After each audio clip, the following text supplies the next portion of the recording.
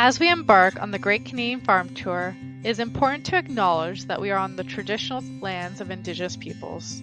Agriculture in the Classroom Canada recognizes and honors the enduring presence of the diverse Indigenous communities across Canada, including the First Nations, Métis, and Inuit peoples. We acknowledge the deep connection that Indigenous peoples have to the land, waters, resources, and all of agriculture. We express our gratitude for their stewardship and custodianship of these lands for generations. Agriculture in the Classroom Canada recognizes that acknowledging the traditional territories we reside and work on is only a small step towards reconciliation. We ask that we all continue to learn more about the Indigenous peoples in these regions, to consider the history and ongoing colonialism on this land, and to reflect on how each of us can contribute to reconciliation. Hello, bonjour. Welcome everyone to our next stop in Season 3 of the Great Canadian Farm Tour. We are so excited to have everyone join us today from across Canada. My name is Mercedes Unwin from Agriculture in the Classroom Canada, and I'll be your MC for today. Before we get started, we just wanted to provide a few reminders. For those who want to follow along in French, please use the Interprify link provided in the chat to access the interpreting and closed captioning services provided for this event. We ask that everyone is mindful that this is an educational event, so inappropriate conduct happening in the chat, such as spamming and improper comments, will not be tolerated. Throughout the tour, we welcome you to post your questions in the chat to get them answered. We will answer as many questions as possible. The mystery word for your student activity books will appear at the end of this episode, so please stick around. Finally, we would love to know where everyone is joining us from. Please comment in the chat your school and location. Now, we'd like to welcome our next tour hosts of the Great Canadian Farm Tour, Joe and Laurie from Avon Valley Floral, located in Nova Scotia. Welcome, Joe. It's great to have you. And Laurie, who's handling the phone. Hello. Hi, everyone. So it's great to have you joining us today. Joe and Laurie, before I hand controls over to the both of you and you get started on the tour, I was wondering if you could tell us a little bit about both of you and what you do at your greenhouse. Be happy to. So, hi, my name is Joe, and I'm the president of Avon Valley Floral. And so I do a lot of different things here. Some days it's all paperwork, and some days I get to come down in the greenhouses and work with the actual plants. And holding the camera today, behind the scenes, is Laurie. And Laurie is a grower here. So her job is about making all our beautiful plants grow every day. Hey, wonderful. Okay. Thanks for sharing that. We're just having a little bit of technical difficulties with your connection, but we got all of that. So we'll just be mindful of that as we continue on the tour, that if we can have any other tech issues, we'll just may warn everyone if we lose Joe and Laurie. So now we'll get started. I'm going to leave the stream here, and then we'll just hand it over to you both so you can get us started. Okay, great. So today we're going to start and we're going to talk about how we plant plants before they go into our greenhouse. So we're going to do a tour of our plant line first. Now, right off the bat, what is it that we need to put plants in? We have to put them in some kind of dirt for them to grow, right? Well, what do you think this great big white thing behind me is? That is what we call a tower of soilless medium. And it is hard, packed, tight soil packed into this wrapper. And that soil then comes along and goes into this great big machine over here. So we'll move. And you can see it's huge. And so this great big machine, that soil that you saw there is now in here. And this machine scrapes the soil all up and moves it into our planting machine so that it can fill the pots up. Everybody get a good look at that? All right. So now we're going to move over and watch how the soil goes into the pots. Okay, so Laurie's going to show you a really nice shot down the line. And I'm going to come around here. So here you can see that we have pots in trays on the line. And see how they're moving? They're on a conveyor belt. And that conveyor is moving them into a machine that fills them with soil. So that hard soil that we had up there is now soft, fluffy soil here filling the pots. Neat, huh? Okay, she's going to come around and we're going to keep going down the line. Okay. All right. So over here, all right, so over here, I have a tray of little tiny seedlings. So these were once seeds, and now they've been grown along until they have some roots on them. I'm going to let you guys guess what kind of plant that is. I'll give you a second and see who wants to put a good guess in the comments, and then I'll tell you what it is in a second. So this whole tray now comes over here, and we can see that this lady is sticking them one by one into these pots. And here, if Laurie wants to film me, I'll show you. So for every pot, we take this little cutting and we put it in there and bury it down until it's happy. So they're in the pots and now they have to carry on their journey. Joe, before I ask you a quick question, I'm just going to read some of the guesses that we have come in the chat. So we have sunflower, basil and lemon, potato, sweet There's potato. a close one. There, Sweet somebody potato. got it. Who said sweet potato? We have they a were few right. Sweet potatoes in here. Okay, it's Ipomoea, which is a sweet potato vine. So that's going to go into our planters. Good guess, whoever did that one. Wonderful. Okay. And then the question that we had is, how many pots do you need to fill? This is Morgan who's wondering this question. Well, we fill hundreds of thousands of pots throughout the season. Hundreds of thousands. So is that a good enough answer for Morgan? Okay, so let's come down here. We're going to look at the next feature. Okay, so in between the plant and here, there was a tag put in, and the tag showed what that was. I'll put it back in so we don't lose that guy. So now Laurie's going to film us coming into this next machine. Can you guys see what's happening in there? Can you see the water? That's called a watering tunnel. And once we plant them, every single pot gets a nice drink of water. So here, we'll come down to the other end, and you can see what it looks like when they come out the other end. We'll come right around. You want to let one slide a little further down, Wendy, when it comes out? There we go. And you can see that they're all wet, and they've had a wonderful drink, and their leaves are all glistening. And then that comes off of this conveyor belt, and it gets loaded on a cart that then heads out to the greenhouse. And so this cart is going to walk with us out to the greenhouse in a minute. But are there any more questions about what happens on a plant line? Because we could spend a lot more time here.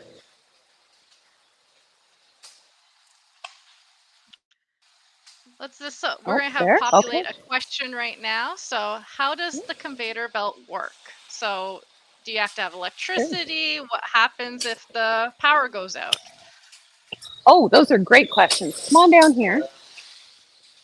And this is asked by Bennett. Just thought I mentioned that. Hey, Bennett. So we have, do you see this right here? So there is power for the conveyor belt, and this switch turns it off and on. And so when the power goes out, we have a backup generator here, and it's a great big loud engine that fires up when the power goes off, and then that brings power back to our plant line so that we can keep running. That was a very good question. Okay. Any other questions on this section? Wonderful. I think we'll do one more question before we move on to the next section. All right. Everly asks, how much water do you use in a day? Oh, that is a great question, Everly. So the water that we're doing here in the water tunnel is just a tiny piece of what we use in the day. And you're going to see that a little better when we go out in the greenhouse. But I would say that we probably use thousands of liters of water every single day. That would be like filling up your bathtub maybe 20, 30, 40 times a day. Wonderful. Thanks so much. Now we'll move on to the next section and then we'll do a couple more Okay. questions as we go. Okay, so we're going to walk from our plant line. We're going to follow these carts where they go. So if you come along with me, you're going to see it's going to get a lot brighter and sunnier. Oh, we might need our sunglasses out here. It's super sunny out here. We'll take those. So come on along.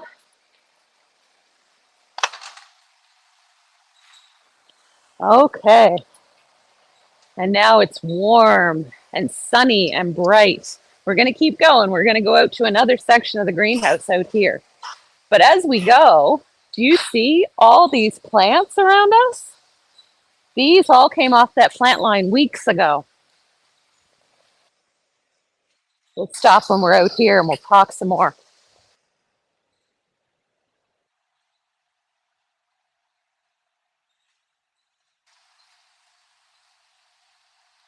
Okay, so we are out in one of our biggest greens here.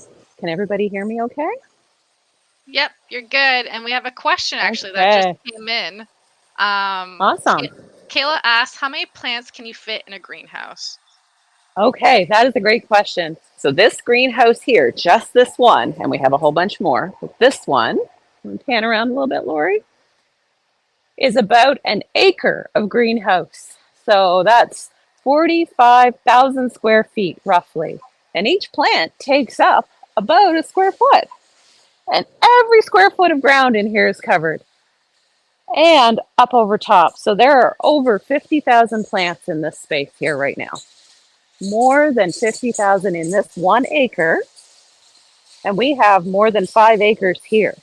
So we do that math up, that's a couple 100,000 plants pretty quick. Okay. So you'll see that there are plants on the ground out here in the greenhouse. And then we're going to look way up and we'll see that there are plants hanging up top.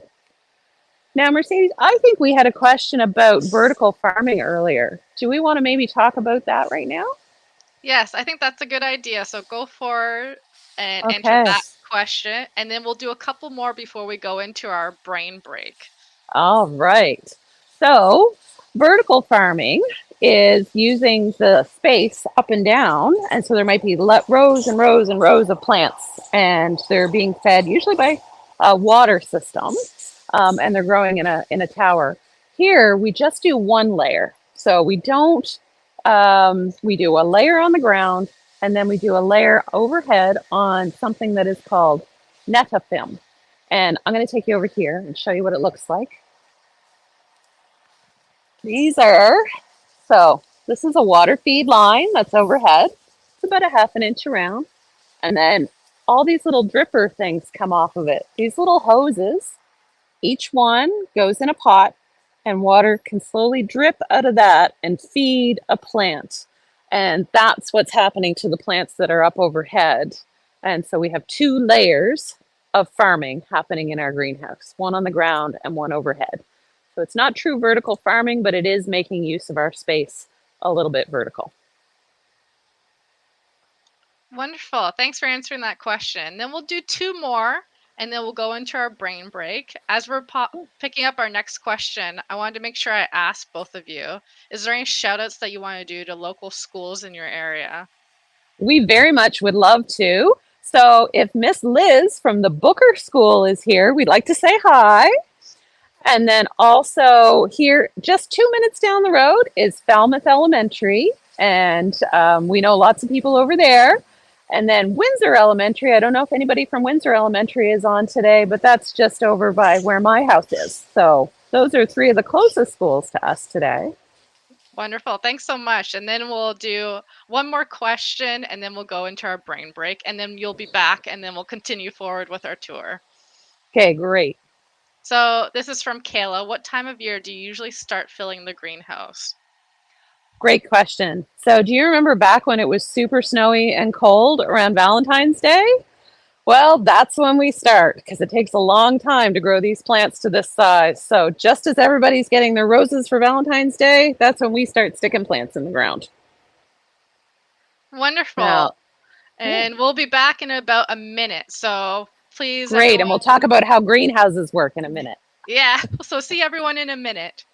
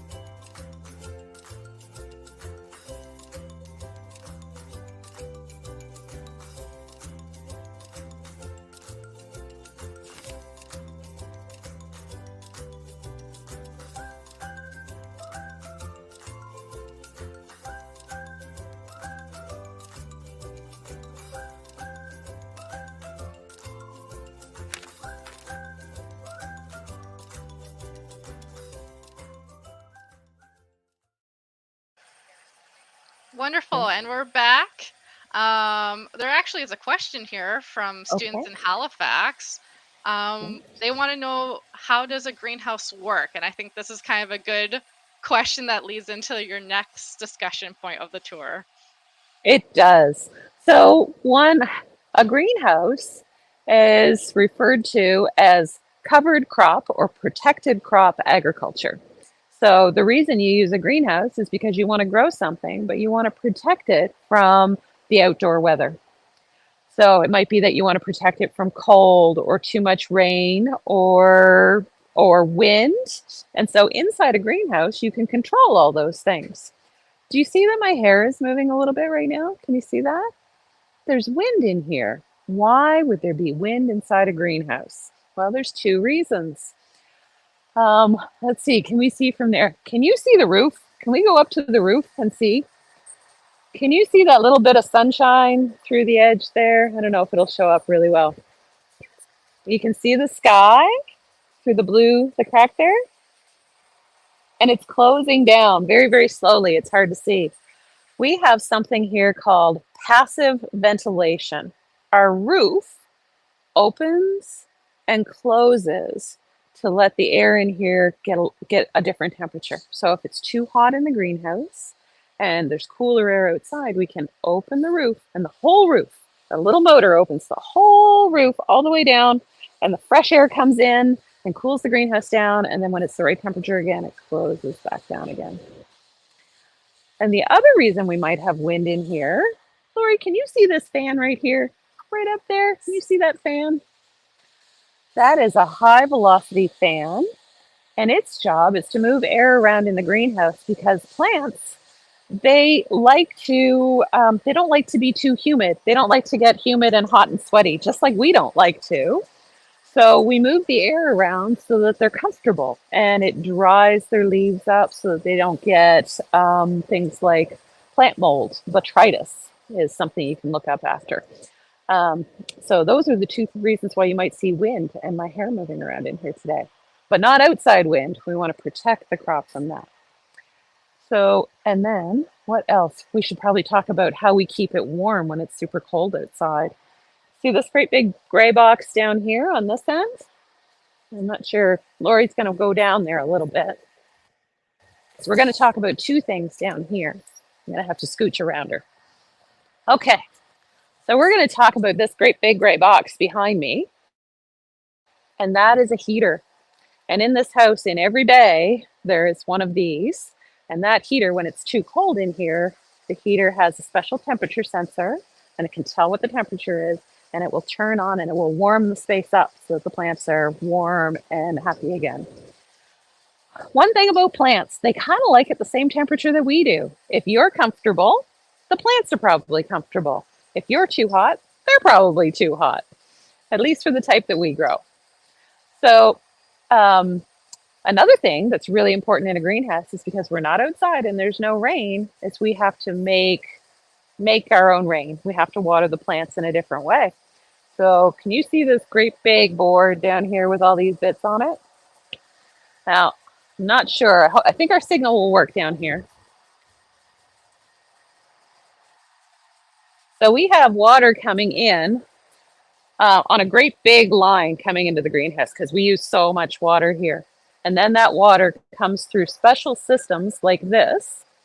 And this is a fertilizer mixing system. So it has plant food and fresh water coming in, and it mixes them at just the right proportions, just the right amount of fertilizer to water. And then that goes out through all of those lines up there to every single plant in the greenhouse. And you can follow the lines all the way down. So when we turn those on, all the plants get watered. So a greenhouse works by protecting the crop from the outside air and temperature and wind and rain.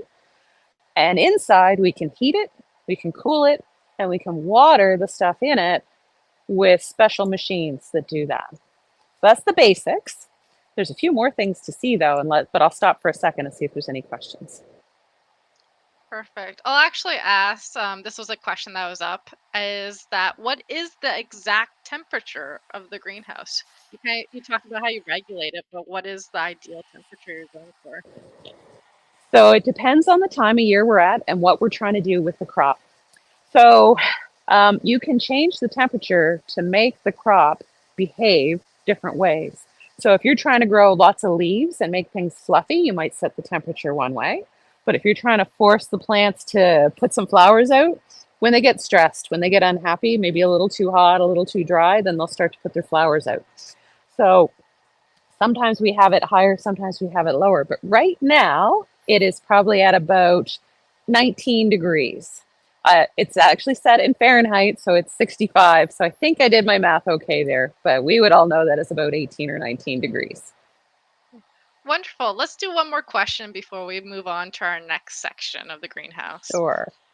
So our next question is, and we're just waiting for it as it gets pulled up from Teal, how many times do you need to water per day in the greenhouse? That is a great question, and it has a lot to do with how much sun is shining. So if it's a gray, cloudy day, then the water that's in the plants doesn't evaporate as fast. But if it's a hot, bright, sunny day like today, that sun is getting to all the plants' leaves and they're transpiring and they're letting water up into the atmosphere. So they need to be watered more often. These plants right now at this size are probably getting watered every day to 2 days, depending on how humid and or sunny it is out. And these are almost grown. These guys are pretty big plants. They've been in here for 9 weeks and they will be done next week, 10 weeks from the day we planted them. Next week, they will be ready to go out to your house, my house, wherever it is that they're going to go. Wonderful. Thanks so much for answering that question. We have about 5 minutes left, so let's keep going with the tour and then we'll do a bit more Q&A at the end. All right, so I want to show you a couple other things in here. Okay, we're going to quickly go down here. So not every single plant is on those dripper lines that we talked about, and sometimes we have to water them. And so we have watering hoses. And our hoses are a little different here. They are super thick. Do you see the size of that hose? That is a great big hose. And then because it puts out a lot of water, we have a special thing here called a breaker. And what that does is when you water a plant, it makes the water into a nice shower so that it's little tiny fine drops that are hitting the plant so that they're not getting like boom, a big stream of water on them. They're getting all these little droplets, which they like way better because they like rain, right? Same kind of watering that rain would be. So when we have to water by hand, that's how we do it. So that's one thing. And then I want to show you this big thing down here. This is really cool.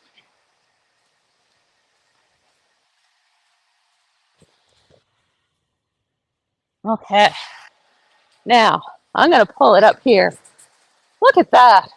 This great big trolley, and I can move it all by myself with one hand. This is a plant mover trolley. when we need to move plants, whoop, it goes really well. When we need to move plants from this part of the greenhouse down to another part of the greenhouse, we pick them up and we load them up and we fill it and then we slide them down. And then just one person can move hundreds of plants at one time. So that's another thing that we use in the greenhouse to move our plants around. So that's kind of greenhouse equipment. I'd love to talk about the plants themselves now for a little bit, but let's stop there for a question or two. Okay, I actually have a great question. I'm just monitoring the chat, and this one specifically I saw was from Lily. She wanted to know what your favorite flower was. Oh, well, actually, that is a great question, and it leads right into what we're going to talk about. My favorite flowers are begonias. And we have a lot of begonias here because they are, one, they grow really well in Nova Scotia's environment. So once they go outside here, they like it. They like our weather here. So when people take the begonias home, they're going to be happy and they're going to live really well at their houses as opposed to some other flowers that might not. But I just love, here, let's get real close. I love begonias because there's so many different ones. Look at this guy. He's yellow and all fluffy and really, really pretty. And then look at the color of this one, this pretty pink one here. Those are both begonias. But it doesn't stop there. There are so many more. We're going to go back to the main out. Don't trip there. Okay, so let's just take a quick look all the way down the greenhouse at all the different begonias we have. We have yellow and orange here, and then red, and then orange, and then pink. Oh, can anybody guess the color of this one? What does that look like? It has a color name that would be really popular here in Nova Scotia, especially in the Annapolis Valley, because they're famous for something here in the Annapolis Valley. I'll leave that one there and we can come back to it. Now, overhead, another one of my favorite flowers are geraniums. And if we go right up here, you can see that bright pink flower up in the top. That's a geranium. And I like those because they flower all summer long and they're super bright and they keep putting up new flower stalks all summer. And they also like the climate and the temperature here in Nova Scotia. So they're another plant that's very happy to grow here. Does that answer your question, Lily? It's a great answer to your question. I'm just seeing some of the guesses coming in about the color. Okay. And we have coral, apple blossom. There we go. Who said apple blossom? Yay! Apple blossom. Who said that? Delaney said that. But we also had peach coming in. I thought I'd do a shout out to some other individuals. Yeah. Rose pink, but good apple guesses. Blossom. That's a very unique color. Is that specific to Nova Scotia in the Indianapolis area? No, it is. It actually can be found anywhere, but we grow a lot of that color here because our customers like it. They think it's a really pretty color, and it makes them think of all the apple blossoms that will come out in another couple of weeks here in the valley. So wonderful. That's why it's so popular. Well, I think what we'll do is we'll do a couple more Q&A questions because we're coming at the end of our tour-ish, but we'll do a couple more things to help close it out. So let's put up another question up. So James wants to know why it's called a greenhouse. Is it just a specific term, or is there something special about that word? That is a great question. I don't know. I'm not sure when somebody first called it a greenhouse. I can guess and say that it's because you grow a lot of green things in a greenhouse that would just die outside and not be green. But I don't know, James. I think we're both going to have to look that one up. Okay, we'll do another question. Toby wants to know where you get your seeds from. Okay, that's a good question too. So our seed suppliers, probably from Ontario for the most part, is where we're getting our seeds from. There's a lot of information about how seeds are cataloged and produced around the world. And there are certain things that don't belong to certain countries, and so we have to order them from where they belong to. They have trademarks on them, and people can own specific seed varieties. But a lot of ours come from Ontario. Lovely. And I'm from Ontario, so I guess we're having a fun time here, Ontario, Nova Scotia. A Yep. couple more questions. I actually noticed it when I was looking at the chat that I'll bring up in a second, but I'll ask you this one first from Bev. Do pollinators visit your plants in the greenhouse? Oh, that's something I forgot to talk about. So let's talk about bugs for a minute.